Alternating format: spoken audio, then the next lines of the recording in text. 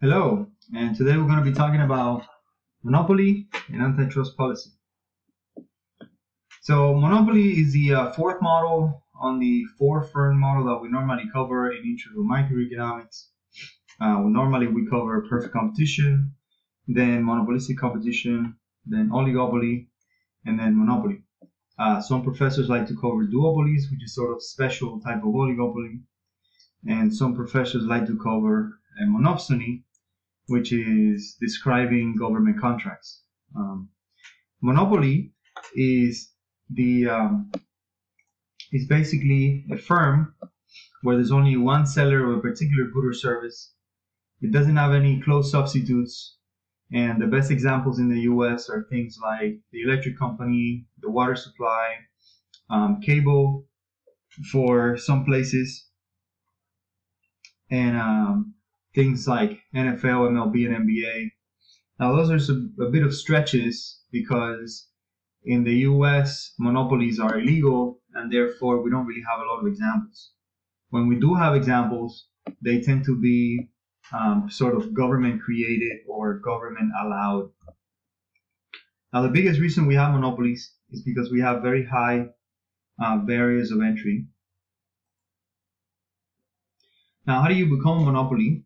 Well, normally it's because there's some kind of government block or something that allows you to become a monopoly, some kind of license, some kind of permit, maybe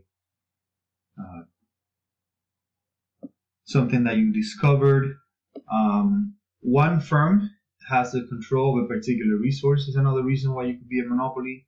Now, this could be because you bought the resource. So imagine somebody buying every diamond mine in the world, or someone buying every oil resource in the world, or somebody buying any rare earth minerals mines in the world. Another one is because you have really high network externalities. This is a case of things like Facebook, where a particular network becomes a necessity, and then lots of other people have to join the network because there's so many people joining the network. You could become a monopoly like that. Think about how much people use Google search today versus using other platforms to search. And just to make a little bit of fun on this, by the way, I know most people go to Google, but they're not the only search engine out there.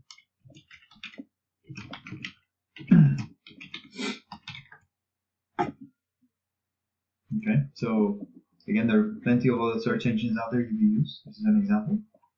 Not that I'm promoting them, I'm just saying. Another reason is because you can have economies of scale. Economies of scale is an example in which your company is such a large company that you become allowed by the government to be a monopoly. This is what we call a natural monopoly. And the best example is somebody like Florida Power and Light. Now, what exactly is a government entry block? Or a really good example of a government entry block, something like a patent or copyright. And in this case, the government basically gives the company the exclusive right to produce a product for a really long time. That's the case of a patent. So let's say you come up with a particular product that is brand new and nobody else can have it, or nobody else knows how to do it. And then you are given a patent for 20 years. Now, in order to have a patent, by the way, you have to file a patent in the U.S. Patent Office.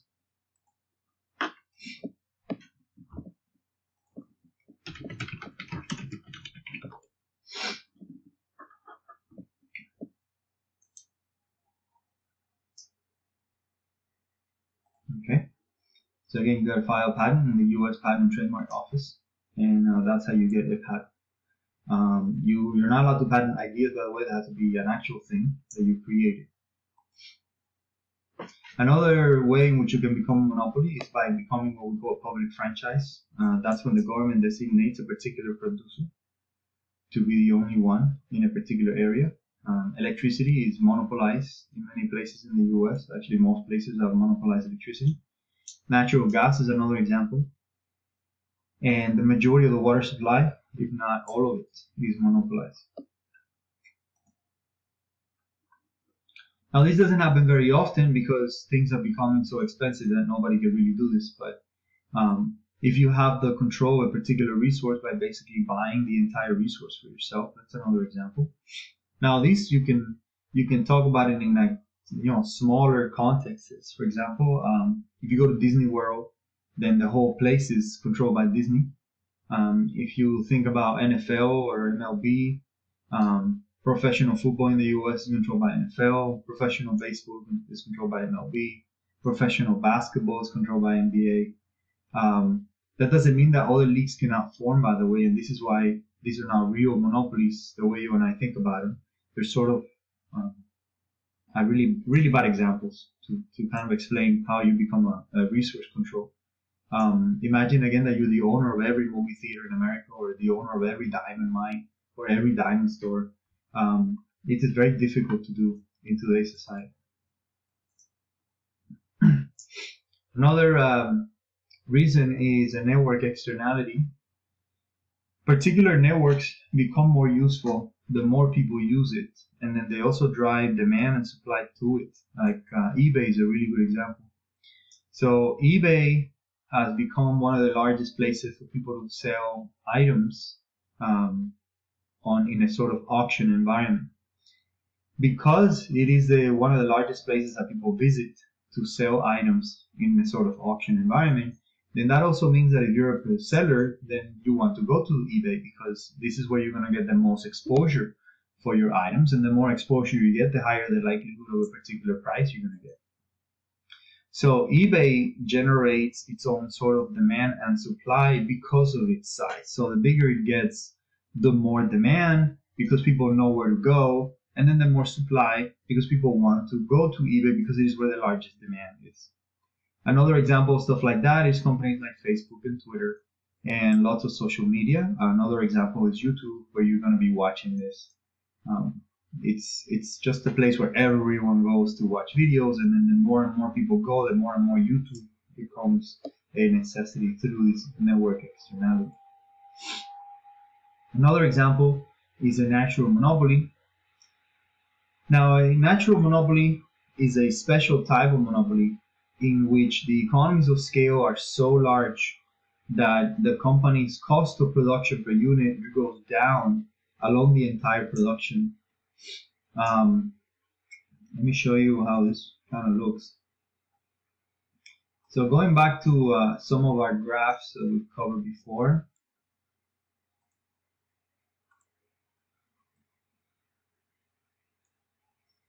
So one of the things that we talked about before is the cost curves, and we said that the marginal cost curve sort of looks like this.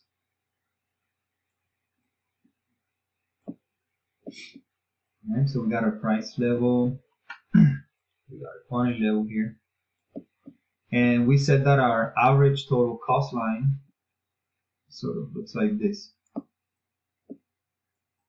Average total cost. Alright, now this is for a regular company. So, alright, so what makes something a natural monopoly is that the lines of cost are sort of always downward sloping. The change in cost is always downward sloping through the entire production line. So the average total cost, or cost per unit, is always downward sloping, and the marginal cost is always changing downwards. So the changing cost is always downward sloping. Now, an example, or like to understand this, let's talk about Florida Power and Light. So the initial cost of production, I want you to think about like providing production of electricity to the first customer. You could of course make electricity by, I don't know, putting a generator in everybody's house, but that's not really what we think of it in terms of something like Florida Power and Light. So the first thing that you need to have is something like a power plant, and a power plant is going to cost you a lot of money. So the idea is that to provide the production for the first unit of production is going to cost a lot of money, lots and lots of money to have that initial power plant. Now every other after that is basically nothing compared to the original power plant. So when you go to customer number 2, if you already have the power plant, then putting the power on that second customer is nothing, because you don't have to create a new power plant for every customer. And then every other customer after that, as long as this power plant is enough, then the original cost of production just goes down, because installing electricity for them, even though you have to put all these cables and take people out there, etc., none of those costs will compare to the fact that for the first customer, you needed a power plant, which could cost billions of dollars. So this is the whole point of having a natural monopoly. A natural monopoly is something that the initial cost of production is extremely high compared to any other cost after that. Another example of something like this is highways like I-95 or the Turnpike, for example, where the initial cost of production is physically building the highway, and then just allowing people to use the highway and maintain it. That cost is nothing down here compared to the cost of building the highway. So anything that has to do with infrastructure and requires a lot of infrastructure will normally be a pretty good candidate for a natural monopoly. Another example is stuff like natural gas, because natural gas needs to be produced and transported through all these tubes and major facilities for natural gas. Then normally the initial cost of production to provide to customers is extremely high, while just connecting customers once the infrastructure is in, it's really low. Wireless network infrastructure could be another really good example, or another good case for a natural monopoly, and so on. All right, so again, a natural monopoly is a situation in which economies of scale are so large that you have an extremely high initial cost of production, and then every other cost of production sort of goes down after that. Now, when you're doing profit maximization in a monopoly environment, the assumption is that your short run and your long run is basically the same, because uninhibited, a monopoly will do whatever they want it to do. So profit maximization in an unrestricted monopoly, and when we say unrestricted, we mean the government is not restricting their behavior. The demand line is going to be highly inelastic, because usually you become a monopoly by becoming a necessity. So demand line is inelastic. And your marginal revenue line will be highly inelastic as well, right below.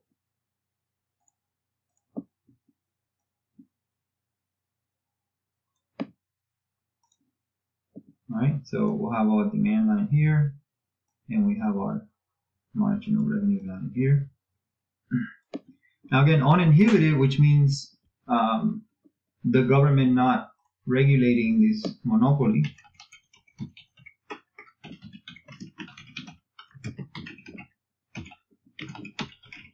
So without any sort of government regulation, you should expect the same thing that you saw in the other models, where the monopoly will try to the monopolies will try to produce where marginal revenue equals marginal cost.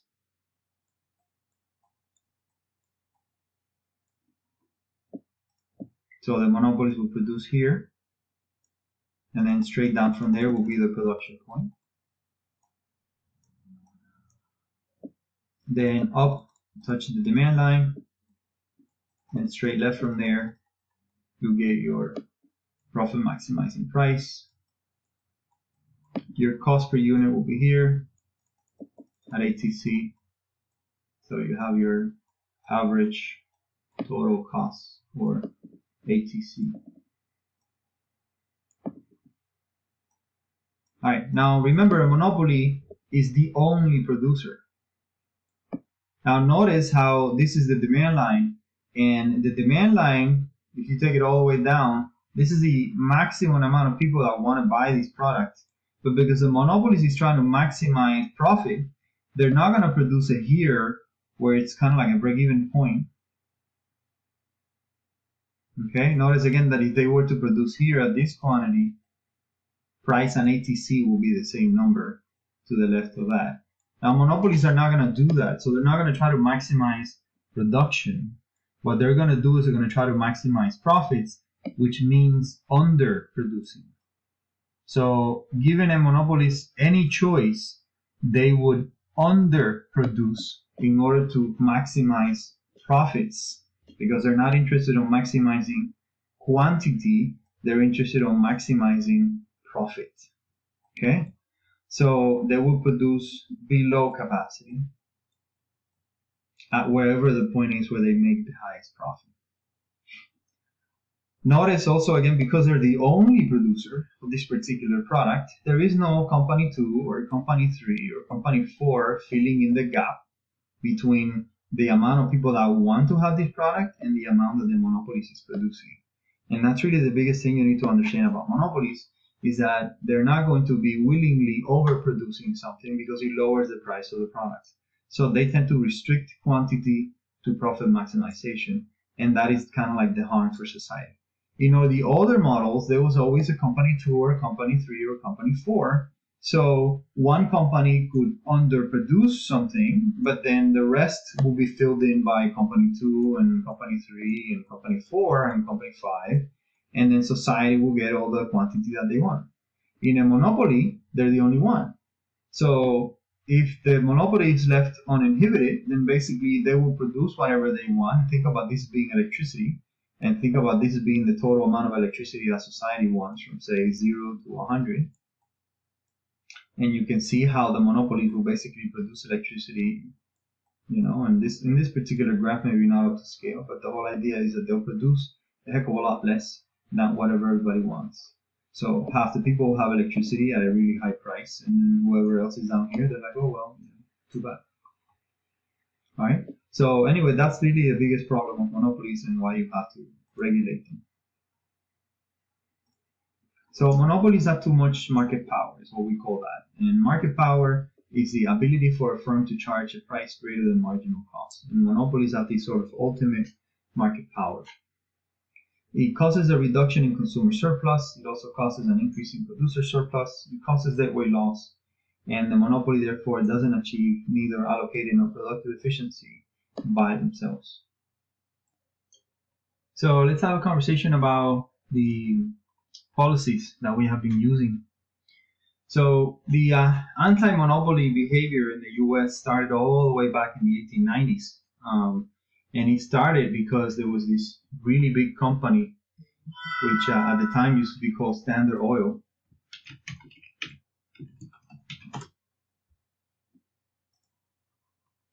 Okay, so if you want to read about the history of Standard Oil, this is basically what people also like to call the Rockefeller Empire.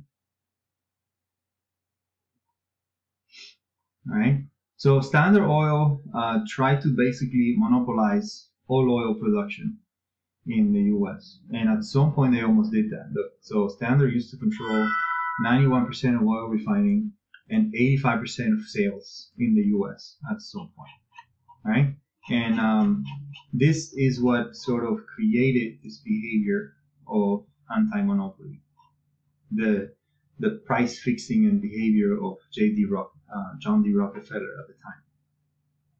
All right, so the first Antitrust Act, and the reason it's called Antitrust, by the way, is because the Standard Oil was controlled by a giant trust, and therefore this is called antitrust regulation. So the first antitrust regulation was the Sherman Act of 1890, which basically prohibited the restriction of trade, including price fixing and price collusion. It also outlawed monopolization behavior, which is basically when you try to buy out all of your competitors and turn everybody into you. Another act that came after that was the Clayton Act of 1914. Now, this one prohibited companies from buying stock in competitors and from buying directors that serve on the board of competing companies from that.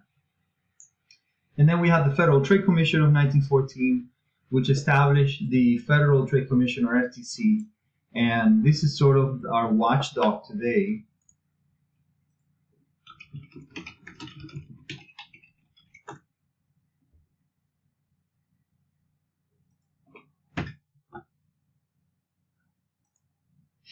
All right, so this is a website for the Federal Trade Commission.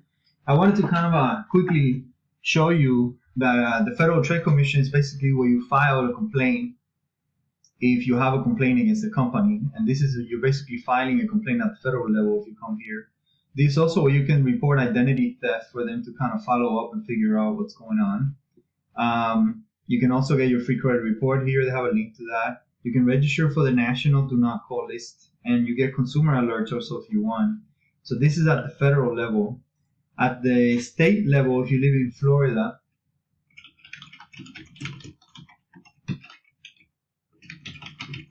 man, isn't it beautiful? You can type anything you want up there, and it turns it into something you want to do. So this is the Department of Agriculture at the state of Florida. The Department of Agriculture covers lots and lots of different sections in the state of Florida, and one of the sections is consumer protection. Let's see if I can find consumer protection. Here we go. Okay, so again, right here, you're going to see that in the state of Florida, this is where you'll be able to say register for the Do Not Call list. If you want to file a complaint against somebody who might be, say, price gouging during an emergency, this is one of the places where you can file a complaint at the state level. If you want to learn about different scams and fraud going on in the area that they have detected, here's where you would look for that. If you're interested in learning about more identity theft and letting them know that your identity has been compromised and so on, again, this is where you would do that. If you want to learn about real charities versus fake charities in the state of Florida, this is where you will learn about stuff like that. Okay? So to protect the consumer, we've created all these little places, some of it at the state level, some of it at the federal level, and a lot of these started because of this antitrust movement. Okay, so then we had the Robinson-Padman Act of 1936, which prohibited charging buyers different prices. As a result, will reduce price competition. And the Saylor-Kefauver Act of 1950, which toughened restrictions on mergers by prohibiting any merger that will reduce competition. Now, antitrust laws aim at eliminating collusion and basically promoting competition. That's what that's what they're looking for basically in antitrust regulation. Not all mergers are normally watched under antitrust regulation. The mergers that matter usually for antitrust purposes, what we call horizontal mergers versus vertical mergers. So let's talk about the difference between those two.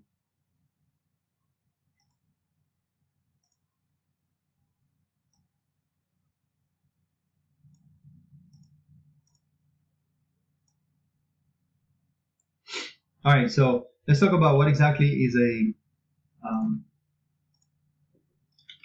this is vertical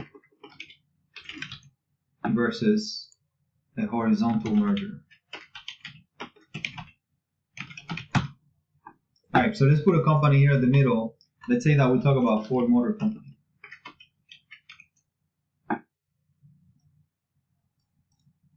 Okay.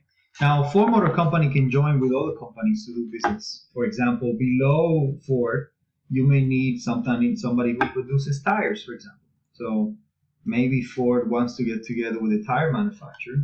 They can do that. That's what we call vertical merger. Maybe they want to get together with somebody who produces plastic because they need a lot of plastic parts for their cars. Or maybe they want to get together with somebody who produces say car seats because they need car seats to put in their cars.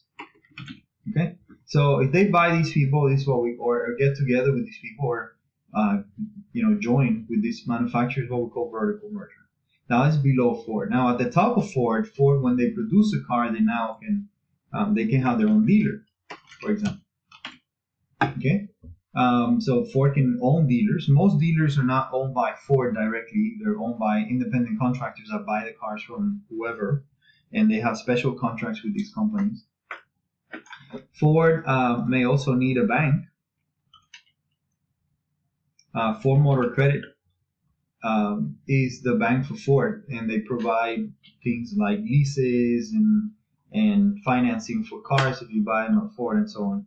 So these are different entities that Ford can join with or create, and this is what we call a vertical merger.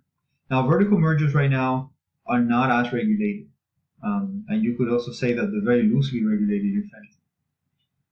Horizontal mergers are the ones that are regulated under antitrust regulation. A case of a horizontal merger will be somebody like Ford getting together with Tesla, or Ford getting together, joining with General Motors, or Ford joining Toyota, or Nissan.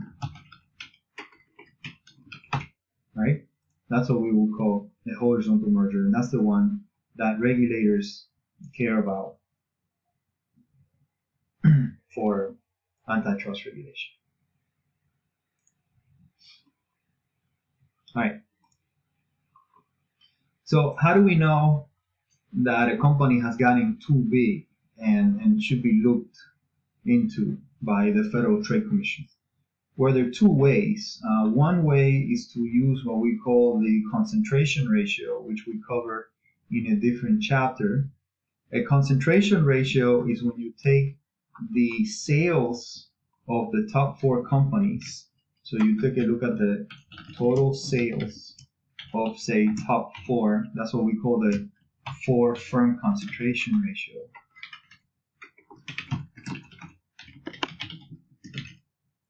And you use that to figure out if the market is too concentrated at the top. So let's come up with an example. Let's say between companies 1, 2, 3, and 4, all the sales add up to, say, 95% of the market. If that's the case, then this is obviously a highly concentrated market, because the sales of the top 4 companies add up to 95% of all the sales in the market. Now let's say that you take the sales of the top 4 companies, and again, let's say that the sales are company 1 is 10%, company 2 is 5%, company 3 is 5%, company 4 is 10%, then you add up those and you end up with 30, then maybe this is not a highly concentrated market, because the top 4 companies are not that powerful. But if the top 4 companies add up to 95% of all the sales, then that's a really concentrated market. So that's what we call the concentration ratio. All right, now another thing that would help you with that is what we call the Herfindahl Index, or the Herfindahl-Hirschman Index, or HHI for short. Now the way you calculate the HHI, or the Herfindahl Index, is by doing the square of the market shares of all the companies in the market. So let's say an example. Now let's say that we have 4 companies in the market. That's, again, the total amount of companies in the market. Now let's say that company 1, their sales are 25%. Let's say company 2, the sales are 10% of the market. Let's say for company 3, sales are 40% of the market. And then for company 4, sales are 25% of the market. All right? So again, those are all the companies that we have. Now the way you calculate the Herfindahl Index for something like this is you have to do 25 squared, and then you add 10 squared, and then you add 40 squared, and then you add 25 squared. And that will be the Herfindahl Index for this. Oh, nice. You just calculate.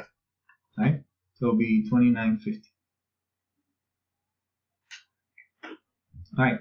Now let's take a look at what a monopoly would look like if you had something like this. So a monopoly will be when you only have one company. So now we have one company. And of course that one company controls 100% of the market share. So the Herfindahl Index for one company will be 100 squared. Okay? And that will be equal to 10,000. So a monopoly will be 10,000. A highly concentrated market will be a market with a fairly high Herfindahl index. And a low concentrated market will be a market with a low HHI. Now let's come up with another example that's loosely concentrated. So let's say we have 100 companies, and each one of them with only 1% market share. Now the way you will calculate the Herfindahl for that will basically be you do 1 square, all right? And remember, 1 square is 1 times 1, so it's the same as 1. And then you will do add 1 square again, and 1 square again, 1 square again, 1 square again, all the way to 100 companies. So you'll do 1 square 100 times. So the Herfindahl for something like this will be 100, because you're basically doing 1 square, which is 1, and then you do that 100 times, so you end up with 100. So in a, I guess you could say the perfectly kind of perfect competition market, you end up with a really low Herfindahl, something close to 100, where you have lots of companies competing with each other, each one of them with a very small percentage of the market. While a really high Herfindahl index, you'll have something like 4 companies, and this will be the HHI. Or a monopoly, you end up with something like this, where you got 1 company with a really high HHI. Okay? And again, that's how you calculate the Herfindahl index. All right, now let's take a look at what the Federal Trade Commission and the Department of Justice normally use. So the first thing they have to do is they need to define the market, which is becoming really difficult today, because if you look at companies like, for example, Disney, Disney owns parks, so they have physical locations, but they also have a streaming service now, so you can talk about distribution on a network and video, but they also own studios, so they can actually make movies themselves. So not only do they distribute it, but they can make them as well. They own parks too, so they own physical locations, so they could be, in the business of other entertainment. So Disney is this sort of multifaceted company that does all these different things. If you think about Google, for example, Google, their biggest thing is, of course, online and a search engine, and they make money on advertising. But Google is also working on these other side projects like Google Car. They own Android as well, so they're in the phone market. They're trying to create their own internet service, so that's another thing. They got Google TV going on now. They have YouTube. So it's a little difficult just to define a market. Now, once you do that, then the next thing is to pick a market of concentration. Which one do you want to use? And then if you pick the Herfindahl, then an HHI of less than 1,000 when companies are going to merge normally will not be challenged. If you have a post-merger HHI between 1,800 to 1,000, normally this may be challenged in court. And if it's greater than 1,800, then you're probably going to have to go to court and explain yourself why are you trying to merge these 2 companies. An example that you could talk about in the year 2018, 19, and 20 was when AT&T tried to merge with T-Mobile, and that was not allowed by the federal government. Then T-Mobile tried to in talks with Verizon, but that was not allowed. But then T-Mobile ended up getting together with Sprint, and that was allowed to go through, because Sprint was a much smaller company than AT&T and Verizon. So the argument was that if you have 2 smaller companies joining into a large one, then that would actually make them more competitive compared to the other 2. All right, now this is something that I like to talk about in general, because banks are one of those things that everybody interacts with all the time, and banks in the US have gotten really, really big. So a question you may ask yourself is, should we get rid of banks? Should we make them smaller? This is a bit of a transition. So in 1994, if you notice, the largest bank in the US, which was Bank of America, used to have 4% of all deposits. That became twice as much by the year 2006. And today, the largest banks in the US are highly concentrated. They have a lot of power. So let's take a look at that.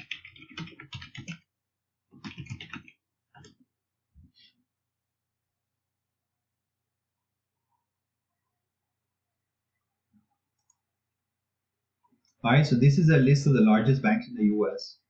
by market cap and by total assets. Market cap, by the way, depends on the stock market. Total assets is how much do they have on their accounting books. So notice that these numbers in billions, otherwise it's missing a lot of zeros.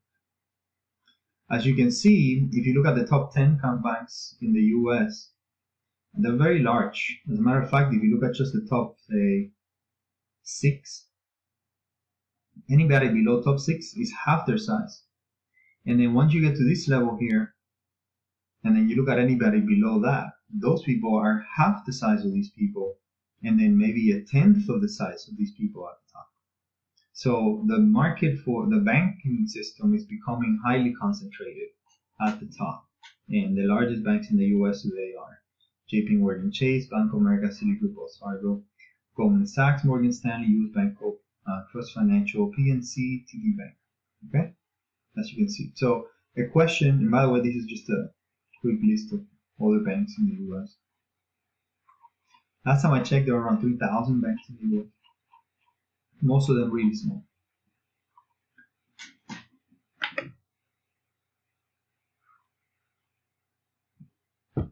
Alright, so in any case, as you can see, there's an argument now that maybe we should break down the banks. Maybe they have gotten too big. So let's compare that to the rest of the world.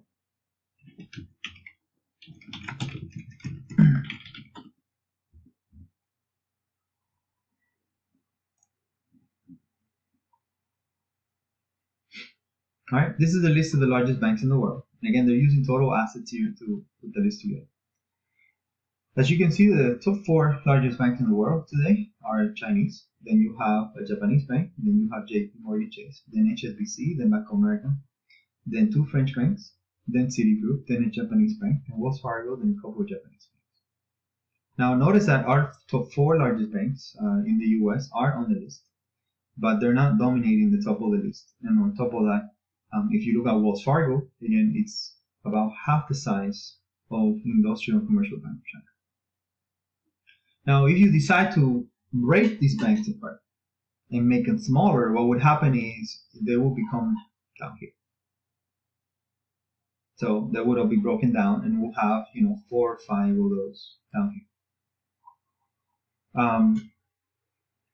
You could argue today that maybe you don't want to do that, because what it would do is it would give us less competitiveness all over the world versus more competitiveness, which is kind of like what you want. All right, now let's talk about restricting a natural monopoly. Now, these are the 3 basic positions where a natural monopoly can put their price. So I can make a natural monopoly charge this particular price. So I can make a monopoly charge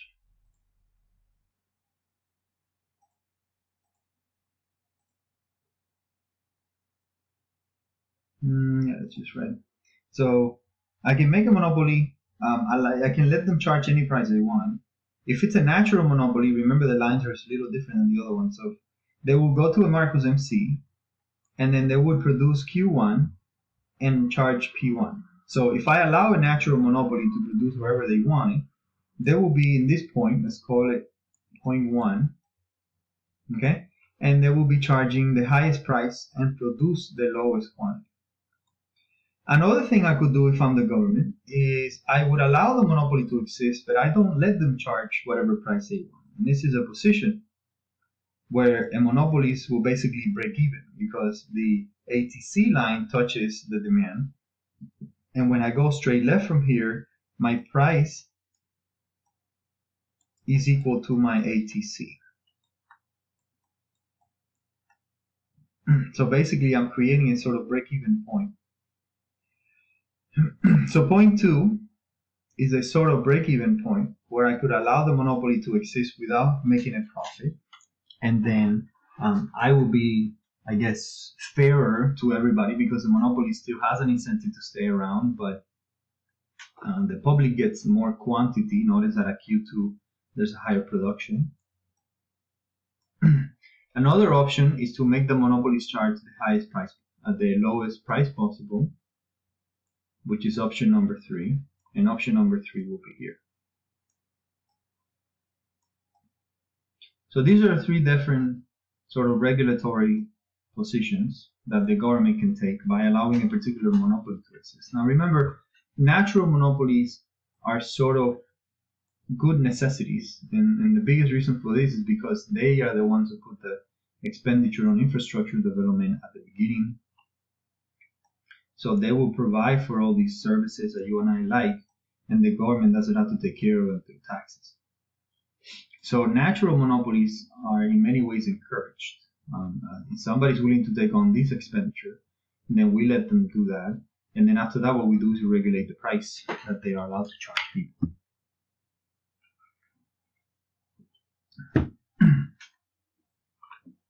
All right. So the majority of governments in the US that have natural monopolies, what they basically do is they allow natural monopolies to price somewhere around here. So somewhere around this area, where the monopolies will be allowed to make a small profit compared to their costs, but they will produce more than they would otherwise produce if they were allowed to only do profit maximization. And that's kind of like the bottom line. Okay, so most monopolies in the US are allowed to produce somewhere in here where the price level is slightly higher than break even and the quantity is slightly lower than break even. So they make a small profit.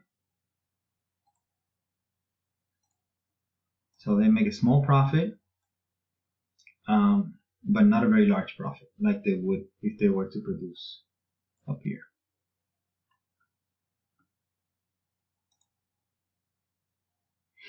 All right, that concludes our conversation about monopolies. I hope you liked it. Have a nice day and see you guys later.